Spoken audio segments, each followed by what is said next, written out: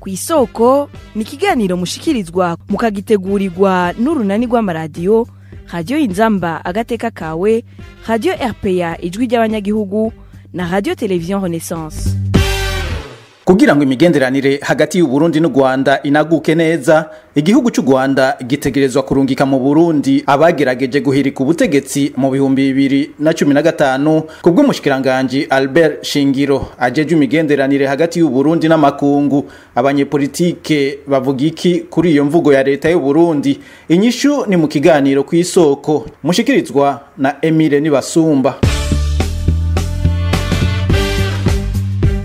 Ku munsi wa kane igihe ariko arashikiriza ivyaranguwe mu mezi atatarangiza umwaka uheze w'2022, umushikiranganji ajejwe imigenderanire hagati y'u Burundi n'amakungu Albert Shingiro yavuze ko imigenderanire hagati y'u Burundi n'u Rwanda izoba myiza vy'ukuri igihugu cy'u Rwanda n'icarungika mu Burundi abagirizwa kugerageza gutembagaza ubutegetsi mu 2015. Mu bijanye n'imigenderanire myiza n'ibihugu vyo mu karere na cyane ibyo duhana imbibe tuguma dukora uko dushoboye kose biciye mu ntumbero ya nyene icubahiro umukuru w'igihugu cyacu cy'u Burundi kugira ngo ibihugu byose duhana imbibe n'ibihugu vyo mu karere tubane neza dukorane neza atamwasi arimwo ibihugu byose bibi ibihugu bikunze mbere n'igihugu twashoboye kugiranira ingorane mu mwaka wa 2015 igihugu cy'u Rwanda turiko turanagura imigenderanire hagati yacu n'ico gihugu. Mwarabonye yuko umukuru w'igihugu cy'u Rwanda yashoboye kugendera Burundi kuwa gatandatu mu ndwi iheze, ikaba ari intambwe nziza cyane mu bijanye no kunagura imigenderanire hagati y'igihugu cyacu cy'u Burundi n'igihugu kibanyi cy'u Rwanda. Mugabo rero haraho akantu kagihaze, turacarindiriye yuko badusubiza bamwe bashatse guhirika ubutegetsi mu mwaka wa 2015 batsindaro muri ico gihugu. Turizeye rero yuko nabo nyene bashobora kuzobaduha kumbure mu minsi imbere canke mu gihe bazoshaka, kuko twege twibaza yuko atagihugu kibanyi co shira imbere abo bantu batarenga 20-30 kikabaguza n'imigenderanire myiza gifitaniye n'u Burundi. Kuri mikro ya bagenzi bacu ba television Renaissance, Jeremy Minani arongoye umugambwe RDB yari no mu bari barongoye imyiyerekano yo kwiyamiriza ikiringo ca gatatu c'umukuru w'igihugu mu 2015, abona ko ivyo abategetsi b'u Burundi bariko barasaba ataburenganzira babifitiye. Icambere rya leta yonyene ikomoka kwerekwa ry'ubutegetsi bwabaye kabiri. Irekwa ry'ubutegetsi rya mbere ryabaye mu 2015 cyagizwe n'umuhisi Petero Nkurunziza abifashijwemo n'umugambwe CNDD-FDD wamushigikiye. Iyo irekwa ry'ubutegetsi y'intwari ya Petero Nkurunziza riheruka kwemezwa kujya irekwa ry'ubutegetsi na Sena ya Afrika y'ubuseruko, aheruka kuvuga yuko ikiringo ca gatatu ca Petero Nkurunziza caciye kubiri n'amategeko. Iki kiringo nyene nico abo bantu twagirizwa ngo turaze gutembagaza burya butegetsi bubi bwa Petero Nkurunziza twariko turagerageza guhagarika igihe twatunganya imyerekano y'amahoro. Hanyuma bamwe mu bagirizwa ko bahaze gutembagaza ubutegetsi bagafata ingingo yo kuvuga tutishwe ko turi mu nzego z'umutekano, tukaba turonka amategeko adahuye n'ibwirizwa shingiro zadutegeka kwica abategerezwa gukingira, tukayahabwa n'umuntu yagararije Burundi n'abarundi.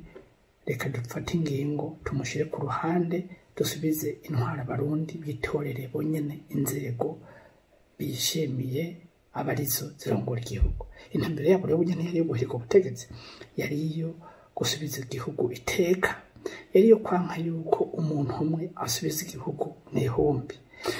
Ikindi kintu gitangaje nukuntu abarongoye igihugu no munsi bihutira gusaba yuko u Rwanda kubanza kurungika aba bantu abategetsi b'Ubujumbura bagiriza ko bazo gutembagaza ubutegetsi mu 2015, ariko twarabonye neza yuko mu 2020 2021 aribo nyene bagiye gukomera amashi umwe bwa buraya bati ni mudukure ko ibihano musubire munaguru mu imigenderanire n'u Burundi.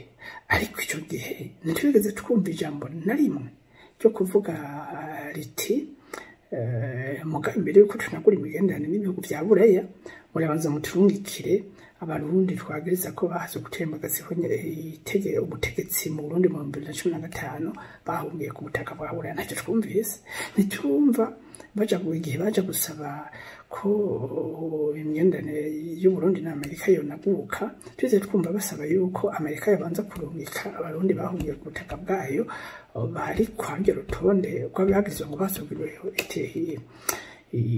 gutembagaza ubutegetsi mu 2015. None kubera iki bisabwa u Rwanda rwonyene? Aha nabona yuko hari akantu ukihishije inyuma bajya bategetsi b'Ubujumbura batavuga kuri. Ku bwa Jeremy Minani harakenewe ibiganiro. Kuvyo kuri Varsito ndayishimiye arazi yuko ikibazo dufitaniye ari ikibazo ca politiki, naho bihuriye n'ikibazo c'ubutungane. Nareke gutosekaza imigenderanire y'u Burundi n'ayandi makungu yitwaje umuntu kubera ngo amakungu ibihugu runaka byase kuturungika mu Burundi, kuko naco bwambere naco biduhora, nta kibi twakoze, nta cyaha twakoze. Ubwa kabiri turi impunzi ntizipfa kurunga kuko nyene bunyamaswa ngo nizigende zikeregwe na leta ruhunyangana nkijya zihafite amateka zigenga kongera akazikingira. Hanyuma ubwa gatatu arazi ko twenyene ushobora kwitahana umwanya n'umwanya nejo mu gitondo yaba bitunganyijwe sikotage. Bisaba gusa yuko turondera tukishanduka turura umuti kibazo ca politike, ingorane dufitaniye contentieux politique tukabitorera umuti nico twitahana, nta muntu n'umwe dushorera canke ngo aturungika. Mbega yibaza yuko kwegeka ko intebe ishusha abantu arivyo bizotuma amahoro agaruka mu gihugu. Mbega yibaza kwegeka ko intebe ishusha abantu arivyo bizotuma Uburundi bwogorora. Mbega akangisha u Rwanda ngo rutarungitse abantu bahungiye umugwa ku gataka kago burya butegetsi bubi bwagiriza ko bahaze gutembagaza ubutegetsi ngo nta migenderanire zonaguka hagati y'u Rwanda n'u Burundi. Mbega bibaza ko u Rwanda ariko ruhomba cane umuhora imigenderanire y'u Burundi n'u Rwanda itesekaye. Ujya muhora uca mu Rwanda ukaja mu Uganda ukaja muri Sudani y'Epfo ukaja muri Kenya no muri Tanzania ubugawe. Abarundi si babiyugarika nk'ifuko. None twebwe twungukiki, abarundi bungukiki, bo Rwanda ruhombiki. Nawe yiyumvira nk'umuyobozi w'abarundi bose, nk'umuntu ashaka guteza imbere igihugu nk'uko abivuga, ibyo avuga bishire mu ngiro. Ariko kuza kumavuga yamuhe adaheza. Harageze ahantu abibuzimu aje ibuntu. Ariko kuguma akangisha abantu runaka ngo mutarungitse ngo abantu ngo bari kurushi, naho yoba umuntu umwe ntashobora kurungikwa ku macuniro gukererwa na leta ruhunyanganda. Ico gihugu kimurungitse ico kibazwa hisunzwe amategeko mpuzamakungu. Kuva mu kwezi kw'icumi mu mwaka uheze w'2022 leta y'u Burundi yashikirije ko imbibe zayo zo ku butaka zuguruye zose harimo izo buhana n'u Rwanda zari zimaze imyaka irenga 2 zugaye. Imbibe zo mu kirere zozo zagumye zuguruye. Aha akaba ari naho tugarukirije ikiganiro kw'isoko. Mwese mwaduteza abiri ndabashimiye nongera ndabike banura, mwari kumwe na Emile Nibasumba. Naho ubutaha. Cyari ikiganiro kw'isoko.